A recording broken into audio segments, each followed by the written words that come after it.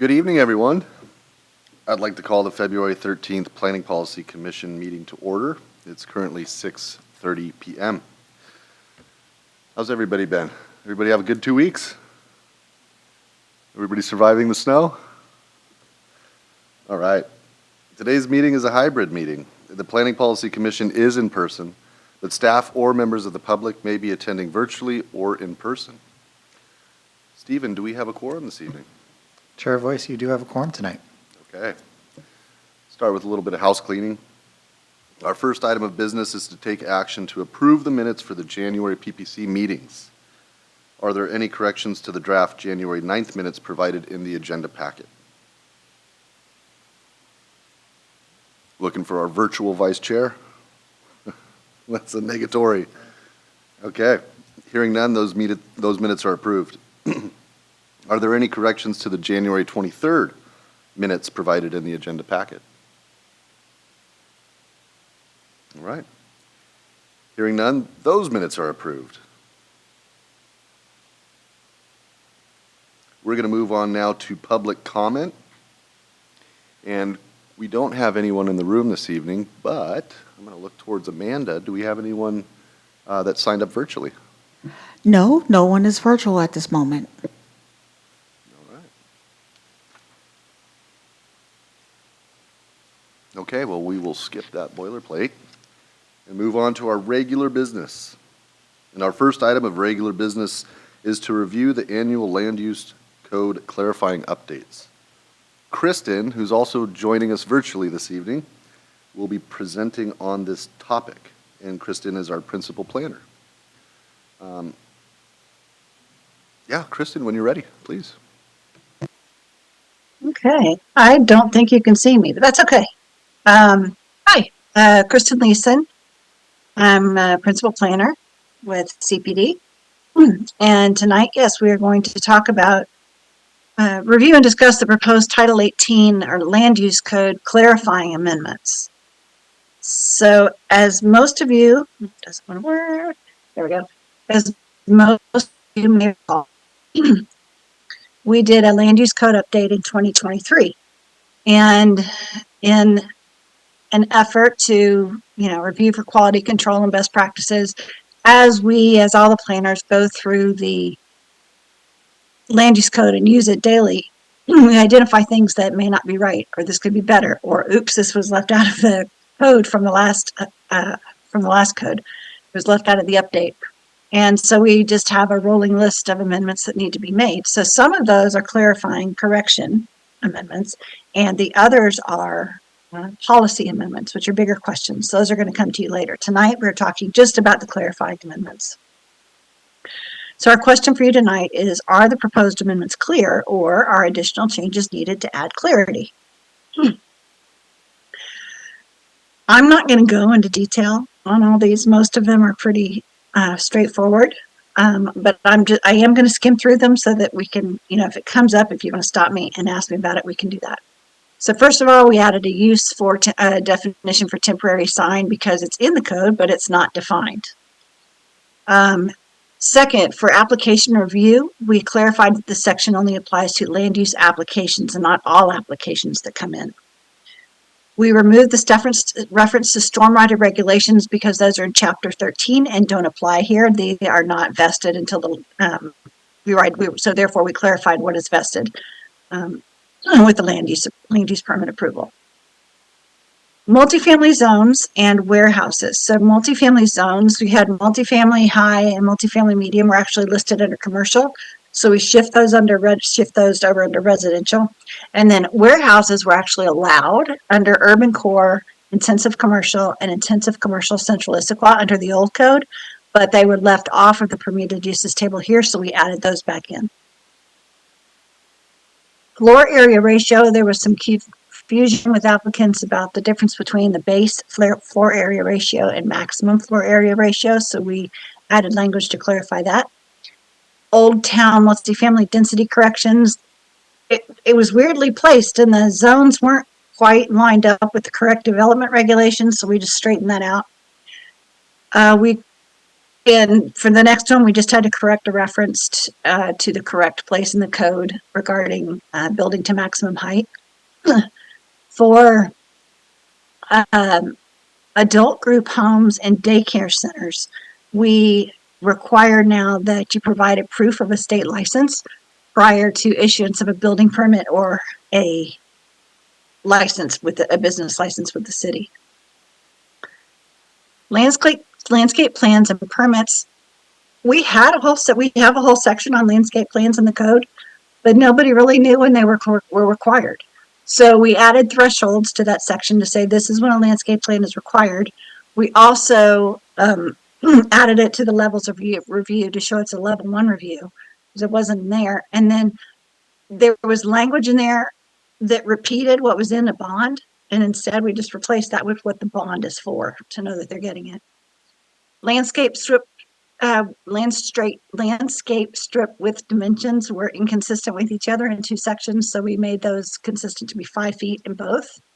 Outdoor lighting, specifically for single family, we clarified when lighting is reviewed for single family structures.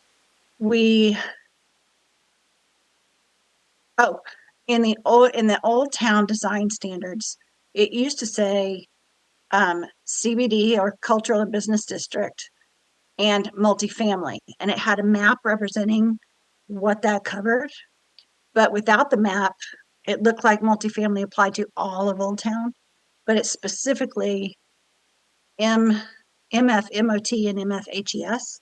So we just placed the words, used words to replace the map.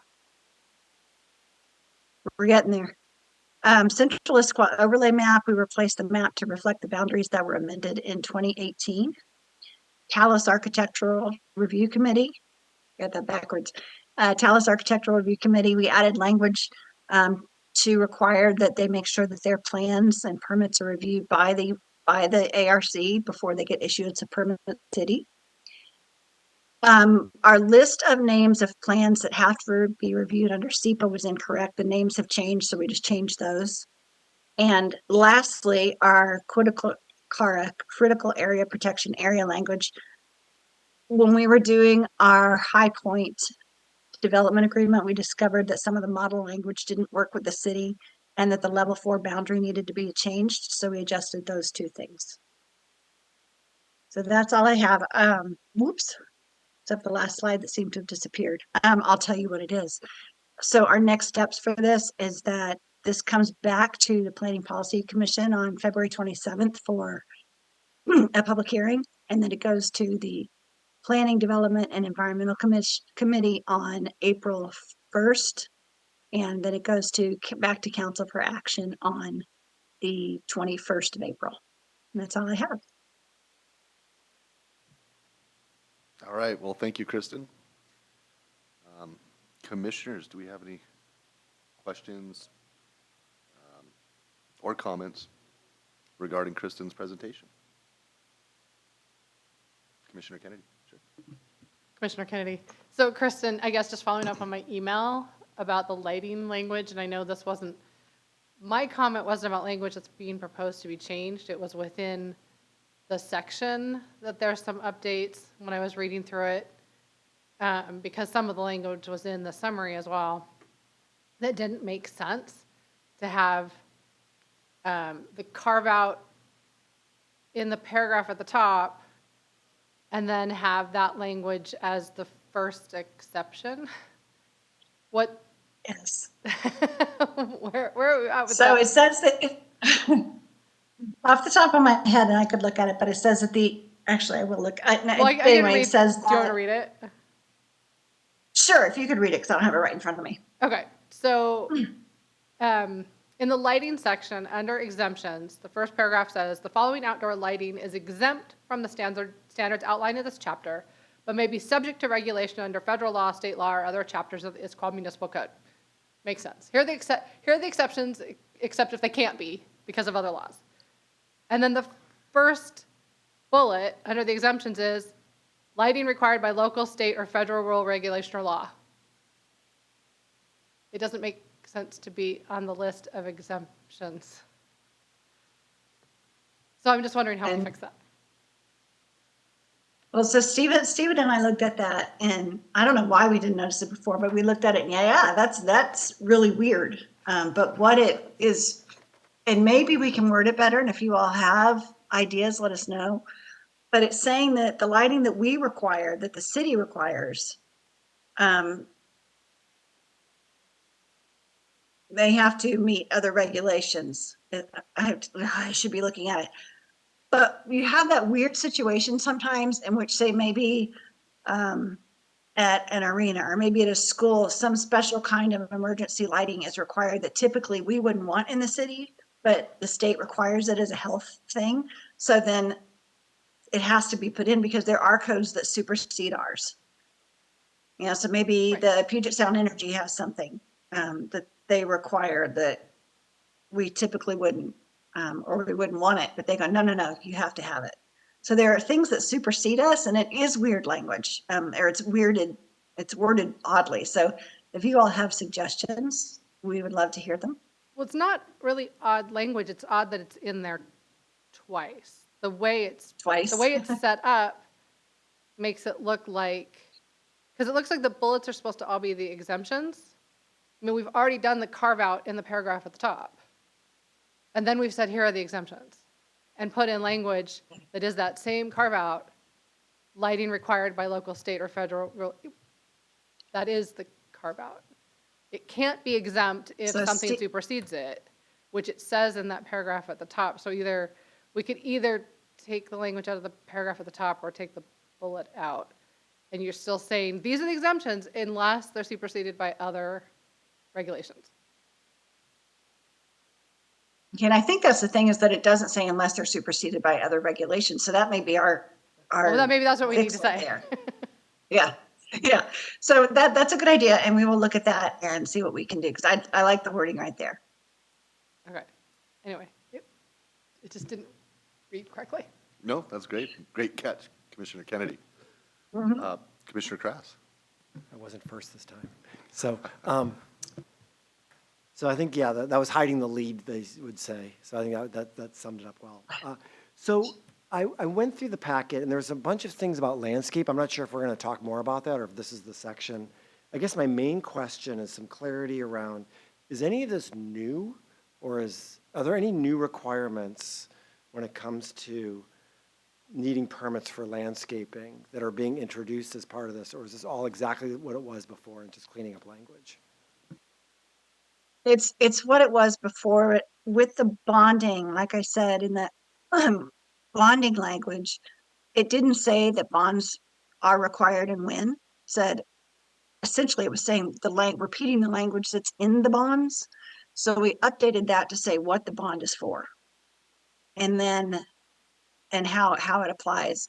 The rest of it is just clarification. If you submit for this, you are going to have to get a permit. If you submit for this, you'll have to get a permit. And then the very first section gives the thresholds.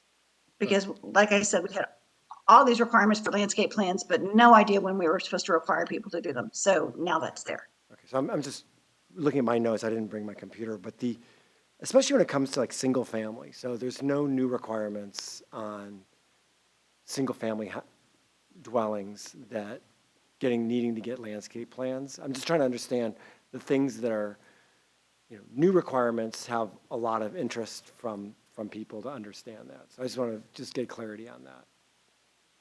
No, in fact, new single family residences are exempt from this.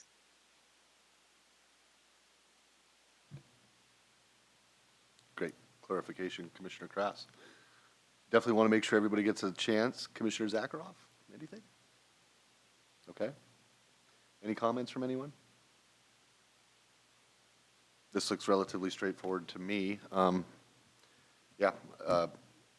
Vice Chair Patterson kind of looks like he has like a mullet on right now. It's interesting, but I want to ask our Vice Chair, anything from you? Trying out some new hairstyles. No, nothing from me. I kind of agree with you, Jason. I think the changes look pretty straightforward, as I think they're anticipated to be. So no further comments. Okay, thank you. Kristen, I believe, did you get everything you needed? Again, they look pretty straightforward to me. So, I did, thank you. Okay, And we'll check out the exemptions for lighting. great. All right. Appreciate it. Thank you. So we're going to move on to our second item of regular business, which is to discuss middle housing and ADU policies. Valerie Porter, our associate planner, has returned to present on this topic. So Valerie, when you are ready, please go ahead.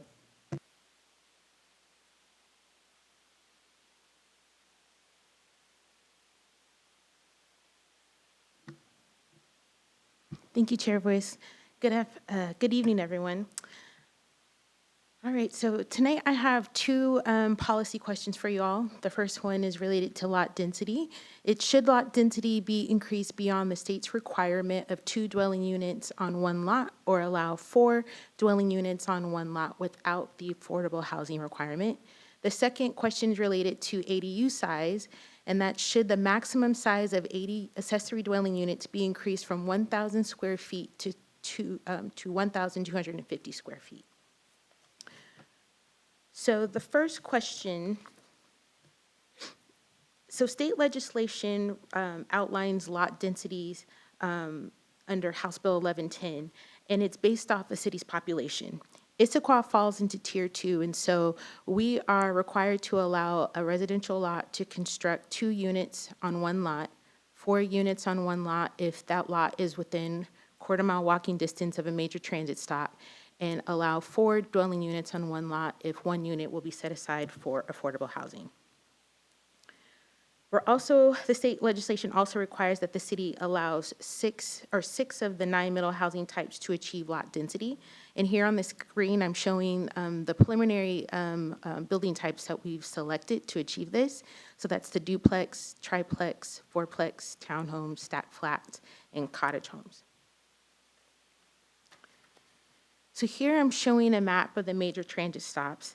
And as previously mentioned, for cities, we must allow 4 dwelling units if a lot is within a quarter-mile walking distance. And there's a second requirement, if a lot is within a half-mile walking distance, we cannot require on-site parking. That doesn't mean that a developer can't put on-site parking, we just cannot require on-site parking.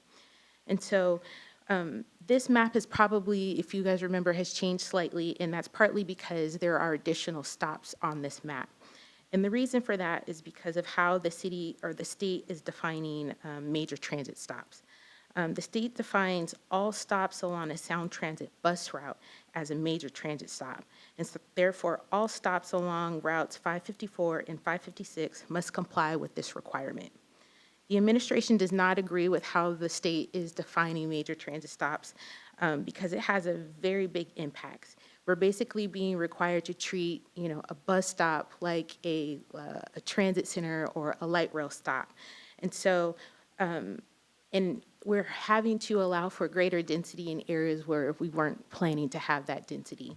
And so this has a pretty big impact on lot density as well as parking, just because a lot of residents in Issaquah still, require or have a car. And so say a developer comes in and builds a large development, they may not be required to provide parking. And so where is that resident going to park? They'll likely park on the street if there's on-street parking, but if their on-street parking is not available, then there is nowhere for them to park. So the administration is currently working with decision makers to revise this requirement, but we wanted you to be aware of this as the project is continuing to move forward. So last month, staff discussed middle housing with the PD Council Committee. And during that meeting, Council Committee questioned whether the proposed amendments were fully meeting the intent of House Bill 1110. And so they wanted to understand, if we increase lot density to 4 dwelling units on one lot, what would be some of the pros and the cons? So the administration explored the option 1, which we are currently or presently proposing, and then 4 dwelling units on one lot without the affordable housing requirement. The administration recommends option 2, which is complying with state requirements. And with this option, the city is more likely to see more accessory dwelling units constructed because House Bill 1337 supersedes House Bill 1110. Again, in previous meetings, I said these two bills don't really work well together. So as a property owner, you can construct 3 accessory dwelling units instead of 2 units, which would most likely be like a duplex. And you have more housing building types. You can either do detached, attached, or internal with an ADU. So also, with the affordable housing requirement, the city is more likely to gain affordable housing units, which we greatly need. But on the other hand, the affordable housing requirement tends to discourage it'll discourage development more than that third unit. And so that's also something to keep in mind.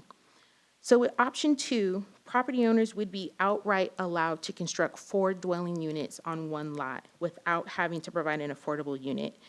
This option may result in additional units for the city, but we will not get affordable housing because if there's no requirement, it's less likely for someone to just volunteer to do an affordable housing project. And so eliminating this affordable housing requirement doesn't quite align with the goals and policies outlined in the city's comp plan. And also allowing this increased density, some can see this as an incentive. And so typically when the city, does these types of incentives, there's a public benefit. We usually do affordable housing or like a community space, but with this, we would not be requiring anything. And then furthermore, having 4 units on one lot is really going to be a challenge for a lot of residential lots that are smaller than 10,000 square feet. And right now, we don't have a large stock of residential lots that are not encumbered by critical areas that can accommodate 4 units on one lot, in addition to parking, utilities, tree canopy coverage, and all the other requirements. So also during the PDE meeting, there was a request for feasibility analysis. Again, we have these requirements that we have to allow 4 dwelling units on one lot if one unit is affordable, but can we actually get an affordable unit constructed on the lot? And so PDE requested feasibility analysis. And so to help us understand, can we actually get an affordable unit, we reached out to a regional coalition of housing, ARCH, which is our affordable housing partners, and they created a pro forma model for us. So the study evaluated Issaquah's housing prices, land values, estimated construction costs, and potential property for a variety of scenarios. State legislation requires an affordable unit for ownership to be sold at 80% or sold to households making less than 80% of the area median income, which this information is based off of. So next, I'm going to walk you through the pro forma model of the preliminary analysis that ARCH provided. So this first model, first I want to show that each of the pro forma models are showing 3 scenarios. The first one is a duplex, so 2 units on one lot. The second column is showing a cottage housing development with 4 units, and each bedroom there are 4 bedrooms within the cottage home development. And then the last column is showing a townhome development with, a 4-unit development with 3-bedroom homes. All of these scenarios are being constructed on a 10,000 square foot lot. And so you'll see under the first column with the duplex, if someone were to construct a duplex, this would not be a profitable scenario. However, it would be with the cottage homes and the townhome development. So, and this is being determined again by if you're looking at the residual project profit, which I've highlighted with these red boxes. So the data goes on to show how market rate units would be sold for compared to an affordable unit at 80% AMI if the units were all at the same size. So that's this area under the first affordable housing policy. If all units were the same size, the project would not generate enough profit for an affordable unit to be constructed on site. And this is determined by looking at the difference per unit, which is this area right over here above the last gray box, and comparing that to the residual profit price, which is highlighted in red. Currently, the land use code has an affordable housing requirement that states that affordable units can be 10% smaller than the market rate and smaller depending on bedroom size. So the information under the second affordable housing policy, that last section, is showing the price of the market rate unit if it were sold at 10% smaller than the market rate unit. So if you look at again, the difference per unit, which I've had it highlighted in red, and you compare that to the residual profit per unit, it's actually not profitable for an affordable unit to be constructed in this scenario.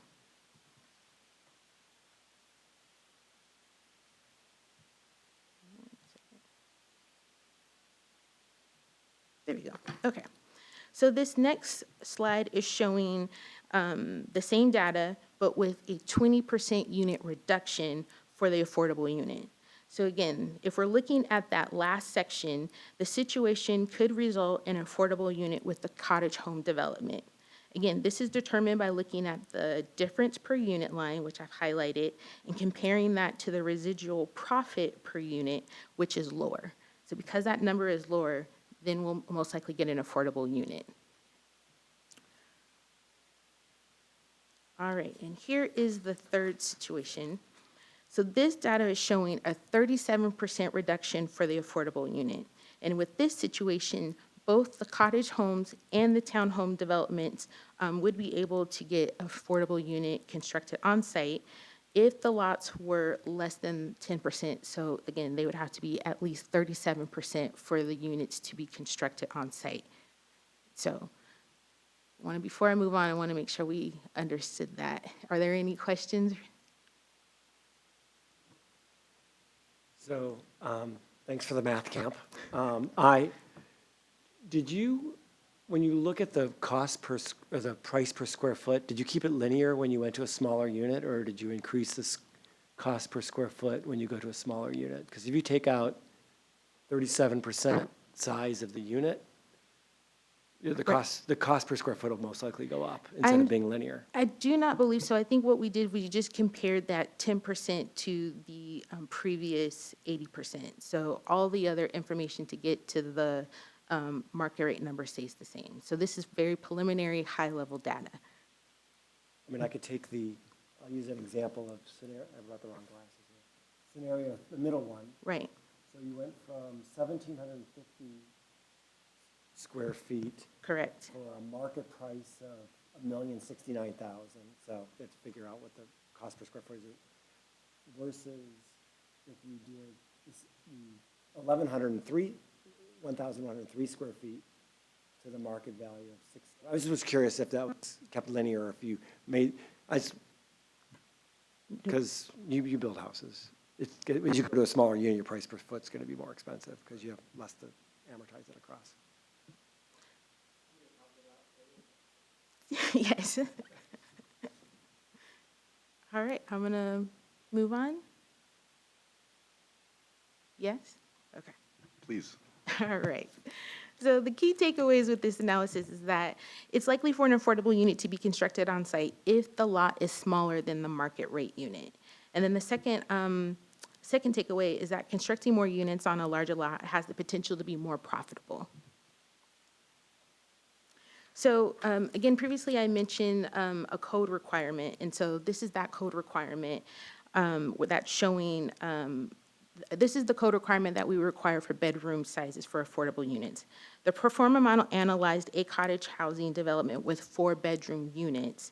And so based off that information, the administration is recommending revising the land use code to add a requirement for a 4-bedroom unit to allow for construction of an affordable unit.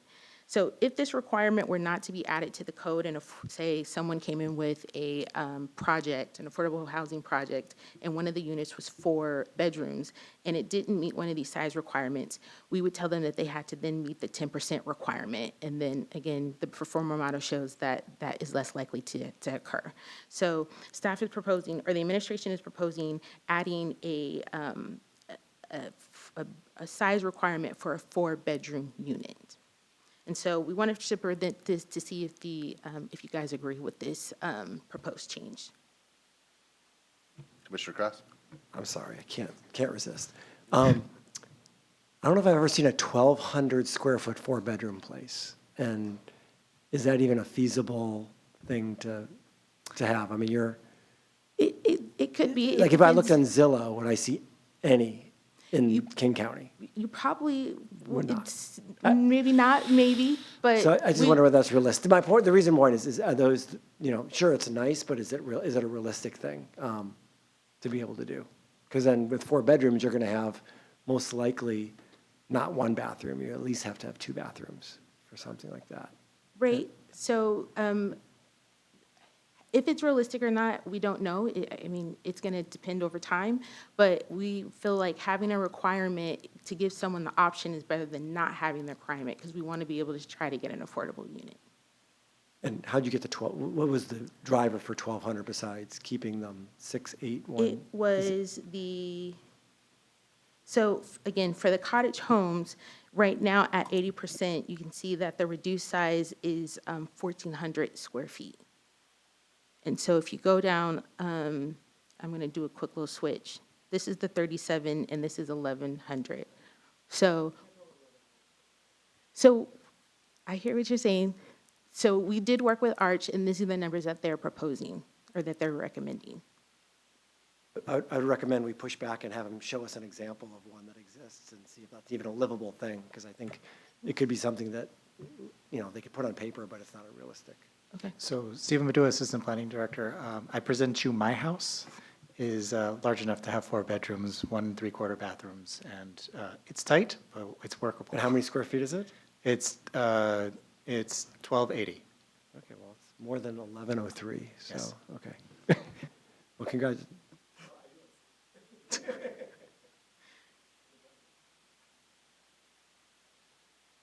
All right, so before I move on to the second question, is there any additional questions regarding lot density? Commissioner Zakharoff. Thank you. I would like to make a comment on the 1,200 square feet 4-bedroom unit. Is someone who lived in condos for their whole life, it is possible. It's tight, but it's possible. So yeah, I'm for it. I'm just thinking of my mother's house in Costa Rica. Yeah, she had about 8 brothers and sisters. It's doable. It's tough, but it's doable. Any other questions, comments? All right. You want to lead off with your questions, Valerie? So yes, this first question is related to lot density. So should the lot density remain, or should lot density be increased beyond the state's requirement of 2 dwelling units on 1 lot, or allow 4 dwelling units on 1 lot without the affordable housing requirement? Commissioner Zakharoff. Thank you. Question. So the state requirement is option 1, right? So Correct. And we want to think if we want to increase it. Correct. Okay. So we're required to implement option 1, but we can always go above and beyond and do option 2. Okay. Thank you. Commissioner Krass. Tell me about your thinking of why number 2 was proposed, because it had a lot of cons. I think And number 1 is a recommendation. Right? No, it said, no, number 2 is a recommendation. No, he's right. Which kind of threw me, because I thought number 1 would have been the recommendation, so I was surprised to see proposed, so. Oh, so the administration is recommending option number 1. I just saw Option- proposed. Yes. Oh, It's- okay. I was trying to be consistent that showing that the requirement for option 2 is 4 dwelling units on 1 lot with no affordable requirement. I thought option 2 was your proposal, so I have no further Sorry. questions. No further questions, Your Honor. Okay. Time to give Valerie some feedback, commissioners. Commissioner Zakharoff. At this time, my personal opinion is that option 2 is, it's not good time for it, because, yeah, it gives way more cons than pros, and, yeah, although it will grow the opportunities for people to own or rent here, but it's kind of a little bit not for a good reason, and I'm all for increasing the places for people to live, but it also should be in a kind of like a right way, so I don't see it in this proposal. Thank you. Great. Thank you, Commissioner Zakharoff. Anyone else like to comment?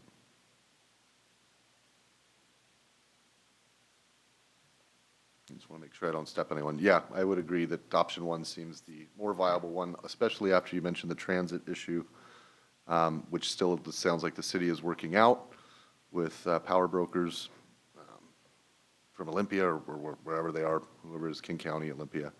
But ultimately, we are trying to get more affordability.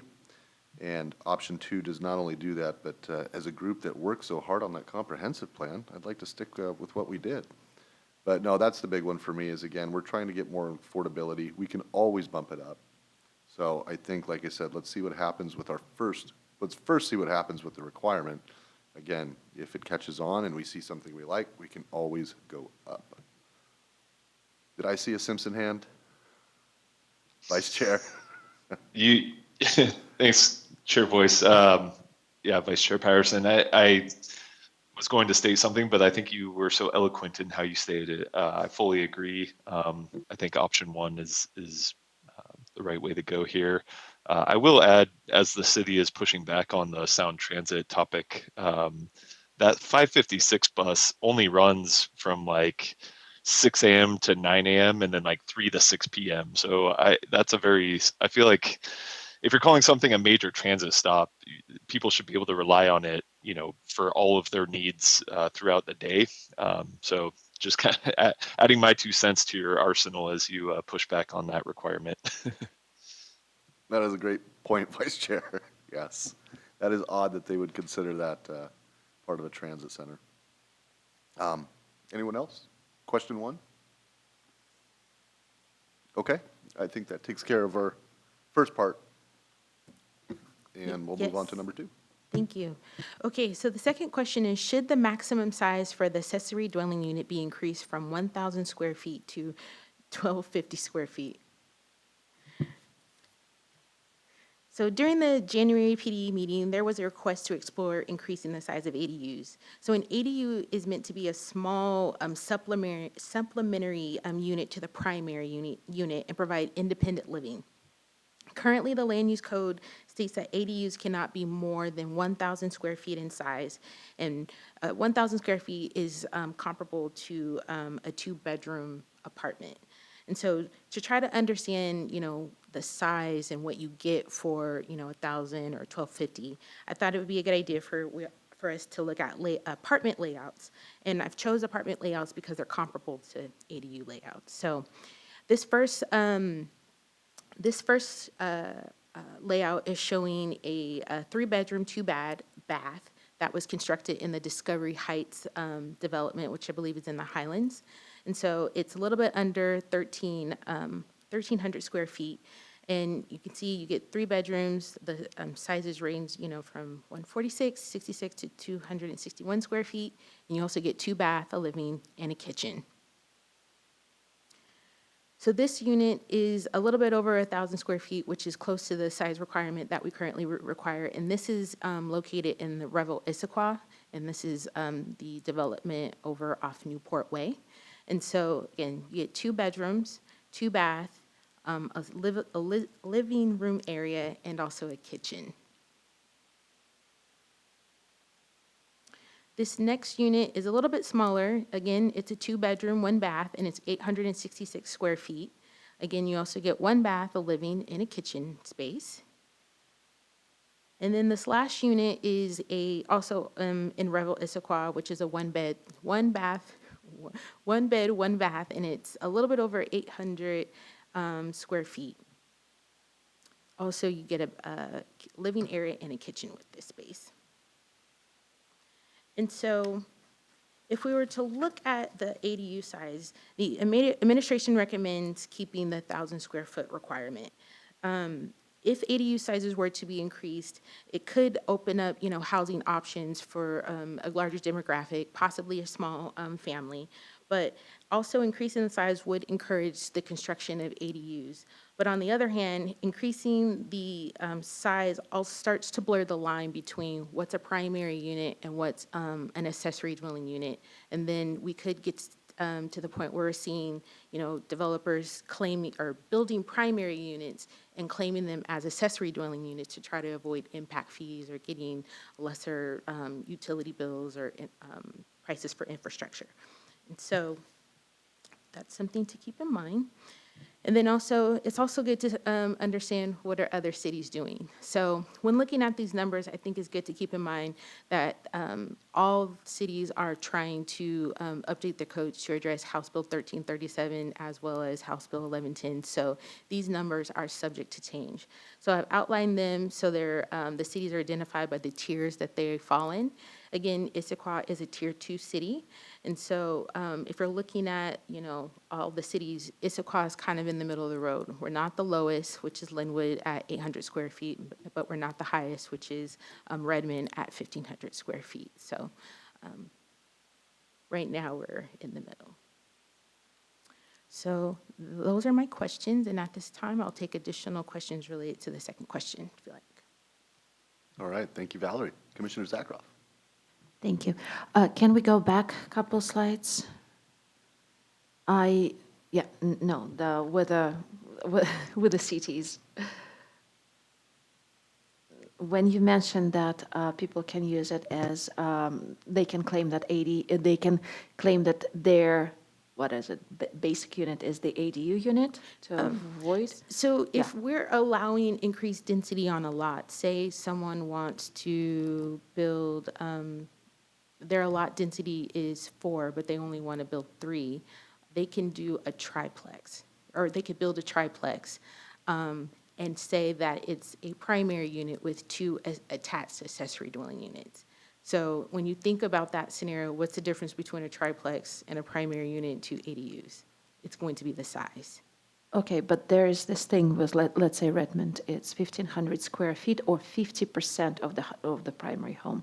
So if we are saying that if that's smaller, then it can be considered an ADU, basically.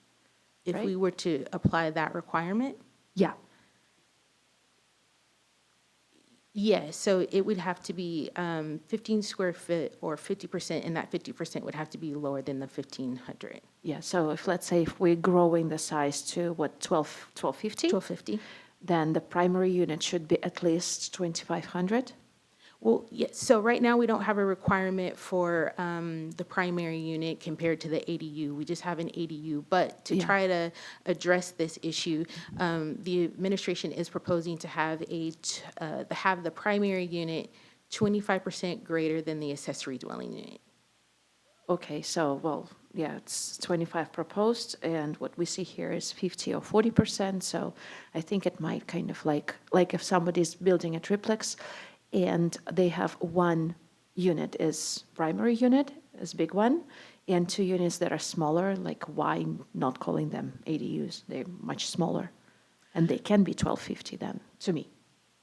Yeah, so yes, that would be fine. Again, that would encourage accessory dwelling units, but I think it's a matter of the impact, because if you have 3 primary units, then each one of those units is paying impact fees, and they're paying for their fair share of utilities or water or sewer, whatever that you're using versus again, you're blurring that line. Someone maybe taking advantage of a loophole and having an primary unit and treating it like an accessory dwelling unit. Okay, thank you. Commissioner Kennedy.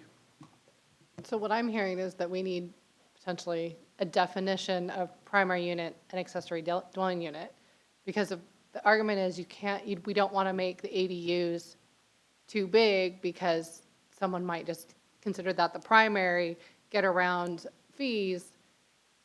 Defining what primary is, what ADU is, putting that differentiation in size in here, wouldn't that solve that problem?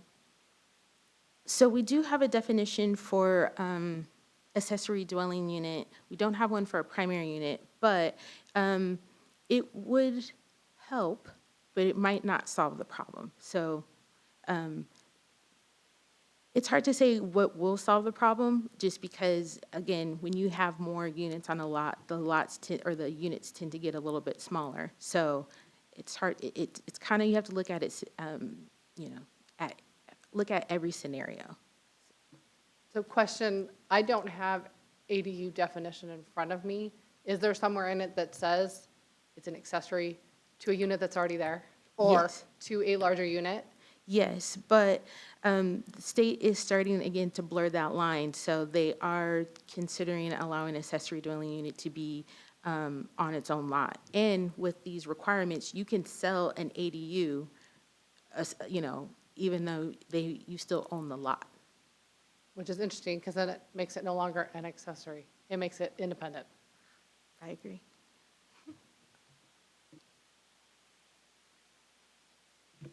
Commissioner Krass? Hi. The goal is to get some of these built, I assume, otherwise we wouldn't be talking about it. Do you see them mostly coming to be built, if they're built on existing properties already versus new construction? Oh, yeah. I think a lot of folks who currently have a primary home and have space will most likely try to build an accessory dwelling unit. Which I assume, that would be my hypothesis as well. Yeah. And then when you showed the three different types, you had the internal, you had the attached, and then the detached. And, which is a nice way of putting that. So like, the ones that have been built to date, what are they there haven't been very many, I understand. Have they mostly been detached when like someone's redoing their garage, or are people I'm curious what we have right now, where they fall in those three, and where do we see the demand for people to do it? And that may help define some of these requirements. I don't know if we have a breakdown of the ADUs versus detached, attached, or internal. I've seen, permits come for all different types. But no, I haven't, and I don't think we track that information. But it may be as simple as, okay, in the last 4 or 5 years, there's been less than a dozen, so go look at those 12 Yeah. and see what they are. And then the cities that have, I was surprised that they're all over the map, to be honest. I thought they're all going to be pretty similar. Do we have any data from them of what has spurred, like when Redmond, I assume, was not always 1,500, they must have made that change in the last few years. Is that, because that seems like a very big ADU. And I always thought 1,000 was like a statewide thing. No, it's not Or a statewide. or county thing. Do we have any data, like what's driving building and what type of these three in these other cities? And has the size, if they've made changes, been a driver to get things built, or is it not something that actually matters or not? Steve Padua, Assistant Planning Director. So for the commissioners that went on the tour when we went around the city of Kirkland last year, you may remember a lot of the accessory dwelling units that we saw that were attached or detached, all of those were being sold separately. And it was a huge driver because the city, they exempted a lot of the ADUs from impact fees. And they also exempted them from parking requirements as well. And so that was a driver for a lot of the developers and homeowners to be constructing ADUs and selling those off of their properties, more so than building duplexes and triplexes. So I remember the one in Kirkland that they sold, and I'm not sure how they split the land, or if they don't do that or not. But that's the question though is, so those aren't, as you mentioned, ADUs. Those are just now more units that are market rate, kind of builder arbitrage, which I thought was very clever. But it probably was not the intent, what the city was looking for when they probably put those ADUs. Yeah, they could have just said we could do 3 units on that and not, how is it in an ADU type of thing? Because it's. Well, just like many of the cities, they were trying to incentivize ADU development because people were trying to find affordable ways to be able to, as the traditional term, the mother-in-law unit on the property, so a family member could come live with them. And they did a good job of it. But unfortunately, they also saw a lot of developers taking advantage of the opportunity to be exempt from impact fees and parking requirements.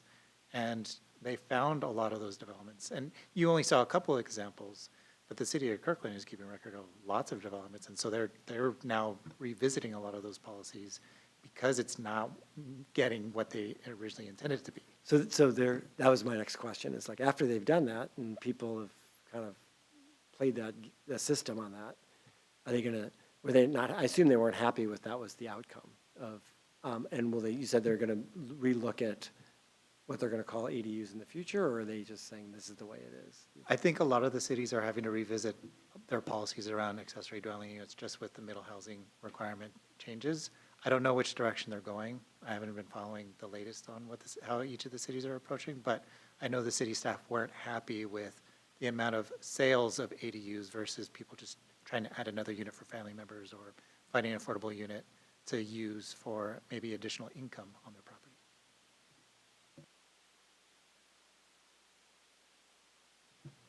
Great question, Commissioner Krass. How would people gain it? Yeah, no, it's a good point, because again, I think that they probably got a little bit more density, but no affordability. So, all right, so there are some questions before us. I believe Valerie, yeah, there we go. Should lot density be increased beyond the state's requirement of 2 dwelling units on 1 lot? Yep, sorry, wrong question. Yes, should the maximum size of ADUs be increased from 1,000 square feet to 1,250 square feet?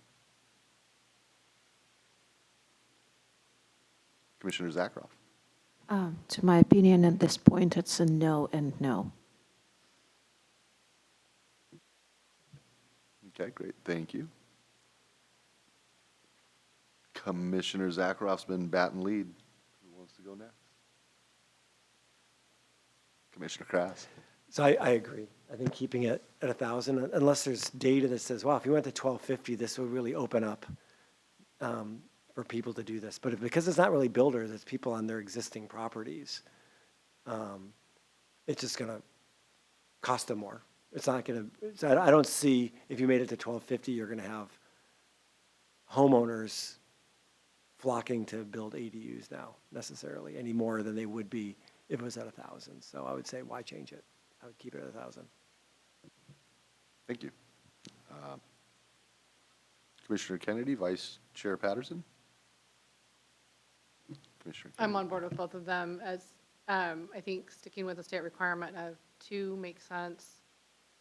The 1,000 square feet seems to make sense. If the 1,250 is, not going to create what's desired, then keep it at 1,000.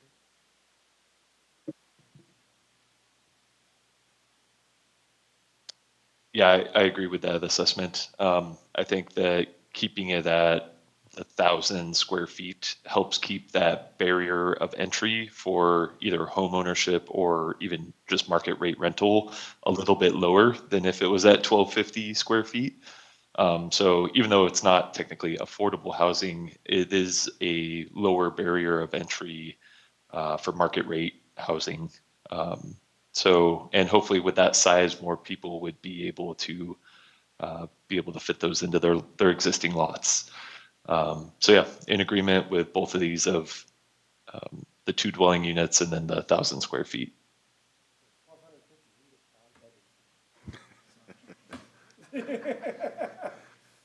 Should have had your microphone on. Okay, well, that's fantastic, thank you. I agree, I think it should stay at 1,000 feet. I think it's all about the audience you're trying to reach, and again, I think Vice Chair Patterson just said it pretty well. So again, we saw what happened in Kirkland. I think you're going to get people to take advantage of it. The idea of keeping it lower, it might actually serve its purpose. So, Valerie, did you get everything you needed from us? I did. Thank you so much. All right, well, thank you for the presentation. Okay, we have another item on our regular business this evening, and that is to discuss parking code amendments. We haven't seen Thomas in a while. It's good to see you, Thomas. Thomas is our senior transportation planner, and he'll be presenting this evening on this topic. So, Thomas, when you are ready, please go ahead. Thank you, Chair.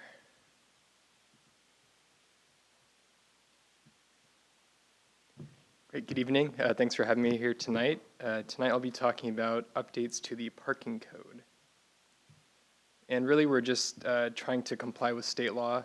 Some of these topics have been brought up by previous presentations, so I'm not going to dwell on many of these very long, but essentially really trying to update our code to respond to state law with regard to residential parking and electric vehicle charging. So These two bills are related to housing production. Senate Bill 6015 is the residential parking bill. Many of these regulations were intended to reduce the cost of building affordable housing and support transit-oriented development. The way to do this is through parking, so they intended to make it more flexible to meet your parking requirements. Valerie had mentioned House Bill 1110, the middle housing bill. So there's some requirements that were removed related to parking for residential uses within a half-mile of transit. Valerie had mentioned previously that bus stops along the 554 and 556 are part of this, definitional issue that we're trying to work out currently at the state. So we're just kind of in a holding pattern until then, but we are sort of locked in with this requirement. In regards to EV code, there were some changes through the state, and the state is really trying to transition away from traditional like cars with gas towards electric vehicles. So these requirements are really just trying to nudge the market a little bit. I created this slide because I get this question all the time. So hopefully this can sort of help us all look through this. So there are 3 types of EV charging tiers. EV capable is essentially having a panel with capacity in your house. On top of that, so an EV ready would be EV capable plus it has wiring in a junction box or something like a dryer outlet. This is typically like a 240 amp. EV installed is EV capable plus a charging station. So that's the hookup that goes into your electric vehicle. So this is really just a summary of all the changes that are in your packet. House Bill 6015 is preventing us from requiring structured parking requirements for residential development. This is particularly important within central Issaquah where we have requirements for structured parking. So we are no longer required, we are no longer allowed to require garages or carports or structured parking for residential. There's also some changes to stall dimensions, which are very minute, but just reductions of 1 foot in a standard parking stall. There's some changes with, grandfathering in gravel parking to allow for existing residential requirements. And we can also use grass block pavers for parking as a material. House Bill 1110, Valerie had mentioned, there's that definition of major transit stops, so we need to incorporate that into our code. And there's just changing up our requirements to better align with the definitions of middle housing that we currently have. There's some EV capable requirements that we have to add to our codes. We previously did not have that, something we need to add. And there are some exemptions that we did not have and need to comply with. So at this point, just hoping to get your feedback, if you have any additional feedback to provide. Commission? I saw your hand. Commissioner Krass? Parking's, even though not very exciting, but very emotional to some people, especially when someone's parked in front of their house. My questions are mostly around some of the EV pieces. So the first one, I'm just looking for my notes. So the EV capable point that you had, is that for only new construction, or is there, and for what levels of building? Like, where would that take place where that would become a requirement? Like, is this a middle housing and up, or is it above that, or where would, so those are 2 questions. Those are my first 2 questions. I'll have to ask for clarification because it's very loud out here. But So the first question is it only for new, or is it like if you get a permit to redo your building, does it make you have to then do this? That's question 1. Question 2 is, what types of, and I think it may have been in there, but I was maybe a little confused, is like, what type of, like, is it 4 units and up, 10 units and up, or whatever? So where is the barrier when you are gonna start requiring EV capable, which means you have the power, which then there's a different question that'll come, maybe, I'll ask it now, is, they may say that, but if the infrastructure from Puget Sound Energy isn't feasible to do in an affordable way, it may be a requirement that may not be. So is there any thoughts on how those things align? The condos right next to me are gonna put 2 spaces in, and I think it's taking them forever to figure out with Puget Sound Energy to get to 2 charging stations set up. So those are my initial questions. Sorry. Yeah, my understanding is the EV capable is for a new development, so that's just complying with the state. They require it for new development. We didn't have that previously, so we're just sort of adding that in. The next part was about Puget Sound Energy. The number of units. Number of Where- units. When it starts getting triggered. If I build a single family, doesn't matter, but if I build a duplex, do I have to have EV capable? Yes. Okay, so it starts at duplex up? Third question was about Puget Sound Energy. Well, it's just like it's a broader infrastructure question. Right, Where if you start having requirements around EV, which is great, I don't have one yet, but someday, you gotta be able to have whoever the homeowner, builder, or whatever, be able to bring in those services in something that's not an enormously expensive way to do it. So what is the discussion of how infrastructure rolls into that? Yeah, we've been asking Puget Sound Energy a lot of these questions. Excuse me. A lot of these questions about demand and supply of energy. Their current stance is that they're capable of providing and meeting the need, but it is sort of a chicken or the egg thing. So these requirements are pushing them to need to respond to our new energy demands, and they're saying that they're capable of doing it, but that's sort of the response that we've heard so far. Okay. If I could add more to that, so in latest discussions with PSC, we've been asking these questions about, how can we get a faster response? And generally, they are having to just meet the demand when it's time. And we've been told it could be 6 months to a year when they are able to update the infrastructure, when the demand is being requested of them to, change out a transformer so that then you can install the EV capable and ready and the EVSC for any particular development. And that applies to the single family homes as well as any major development that's coming into town.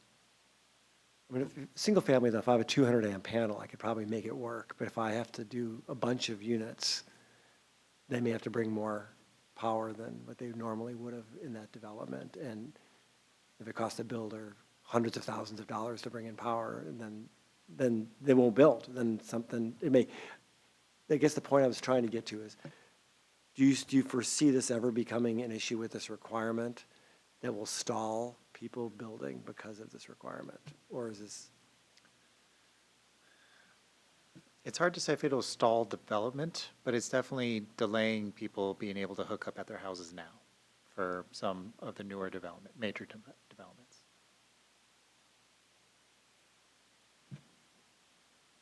That answer your question? I'm more concerned because of the amount of flex events that I get from Puget Sound Energy, so chicken and egg thing. When they try to ask you to use less energy during specific times of the day. Okay. Chair, if I may. Yes, go ahead. Good questions, because this is what we're finding when not necessarily for residential, but it has come up with commercial projects. So if it's a substantial redevelopment, which is 50% of the value of your building, triggers the requirement. And, there's a short time period for businesses to upgrade and move in because they're already leasing the building and so on and so forth.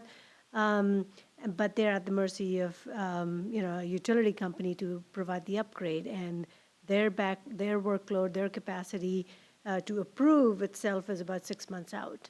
So I think it's a good question. We will go back and look at in terms of what makes sense for the state law we have to meet And it's my understanding it's only for new development. The substantial redevelopment is something that Issaquah has chosen because we're trying to incentivize and get some of this infrastructure in place and being proactive about it. But having some flexibility for not holding up permits if they run into a capacity issue, maybe something we do need to think about. Okay, thanks, because my next is like, do we have, or you have the power to then say, okay, you'll still get your permits even though this thing is Yeah, out we of your want to, control? we want to have some language in the code to sort of Yeah, address those at your things. discretion to be able to keep that moving forward without having that stall for a year based on Puget Sound. Okay. Correct, correct. But also give you guys some options in terms of what you have to do, because that's the state law, where you have some flexibility on it, with the substantial redevelopment definition. Does the state law say when it has to be in place to get the permit? I don't know, Thomas, do you know? So you We can, will need to look into that, yeah. Or do you know? We're asking when the So- requirement kicks in or when? so state law may say there's a requirement for EV services on new construction, maybe at different levels. But if you can't get an affordable way for Puget Sound Energy to make that happen, can you still issue the permits and that just gets done later? Or does everything halt? Do you have the ability to, you could do it, but within 2 years it has to be done or something like that? I think the city has the capabilities to have those kind of discussions on whether or not we want to allow that type of flexibility. The state language doesn't dictate that.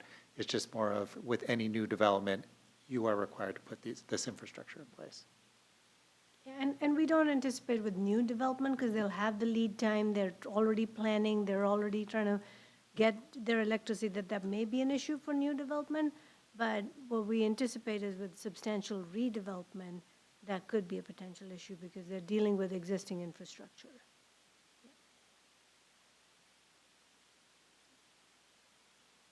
All right, well, thank you, Minnie. Thank you, Thomas. Thank you, Commissioner Kraft. Any other questions for Thomas? I just kind of wanted to go back to one, and that's kind of the required structure parking. It kind of goes back to what we were talking originally,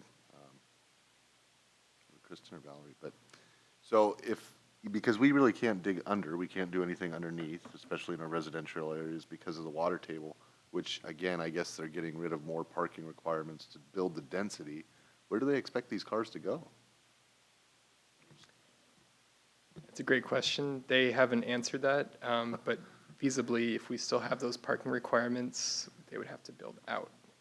Right. It is cheaper to build out than it is to build higher or lower, so that. Right, I know yeah. that structured piece has been there, for years, hasn't it, Stephen, as a requirement, depending on the density or what they're building? Yeah, the city's parking structure requirement was incorporated as part of like the central development, or central Issaquah plan, and the update to the regulations as part of that. I mean, if it becomes an issue, is that something Olympia would give us a waiver for? I'm getting a smile. No. Okay, interesting. Yeah, when we're talking about our bus routes and our transit centers. Okay. Thomas, commissioners, anything else you'd like to add? Thomas, feedback substantial? It's great, thank you. Okay. All right. Thank you, Thomas. We appreciate the presentation. It's been good seeing you. It's been a while. And we're going to move on. So that takes care of all of our regular business this evening. And we will now move on to reports. And I believe Stephen's going to take this with city council updates. Yes, thank you, Chair Voice. So last week, February 3rd, City Council adopted the urban forestry plan. Some of that is a little bit related to some of the tree code discussions that we'll be having later this year. If you're interested in learning more about that, let me know. I can also send the packet to you that City Council reviewed. They also got an update on wind recovery efforts, if you're interested in learning more about the city's efforts on recovering from the bomb cyclone last winter. So if you're wanting to learn more about the impact to the city and what the city has done, there's all the information there. This week, City Council selected a new council member to add. That was on this Monday, so if you're wanting to learn more about that, you can watch the City Council meeting or look at the packet. That's it for council update for me. All right. And a big congratulations to Councilmember Jang. And she's going to be a fantastic addition to the council, and we are all rooting for her. I believe other business and announcements? I just have one quick other business announcement. Earlier today, I sent you all an email from the sustainability staff talking about the update to the climate action plan this year. If you're interested in taking part of any of the committees that are being formed with the environmental board, please let me know, and then we'll get you included with the sustainability team. Excellent. Thank you, Stephen. And I guess I have one thing to add. So Stephen, Vice Chair Patterson, myself, and Aronia, who I don't believe many of you had the opportunity to meet. McDaniels, is that Aronia's last name? McLean. McLean. So the four of us have been conducting interviews for the past week, and we're going to have some fantastic new colleagues to join us, hopefully by the beginning of March. Stephen could probably speak to the process, but it was a lot of applications. I think we had a record, right? Or maybe not a record. I think Kristen said second most, but it was like 12. We got a total of 15 applications. 13 were interviewed. 2 people didn't meet the residency requirement, so we weren't able to interview them. The process is that we're going to be making the recommendation to the mayor by tomorrow, and then the mayor will finalize the appointment list hopefully next week, and then it'll go to city council for confirmation in early March. So as Chair Voice said, we'll potentially have new members joining us in early March at the first meeting. Yeah. Yeah, it was a lot of fun, and definitely want to say thank you to Stephen, Aronia, as well as Vice Chair Patterson. Hopefully, like I said, we'll be introducing you to some new colleagues here shortly. I believe that's all I have. Anything else for the good of the order from anyone up here? Anyone around the room? I missed you guys tonight. I appreciate the hybrid opportunity for being that I'm feeling under the weather, but there's nothing like being in person. So Yeah, no, I couldn't agree with you more, but it is funny watching you with a mullet. I got to admit that. I gotta say, WebEx's video elements aren't quite on par with Zoom or Teams, but we're making it work here. Excellent. Well, we look forward to seeing you, Jesse, the next time around. And I believe our February 27th meeting will have a public hearing. So you'll all want to be here. With no further business, we will adjourn this meeting of the Planning Policy Commission at 7:43 p.m.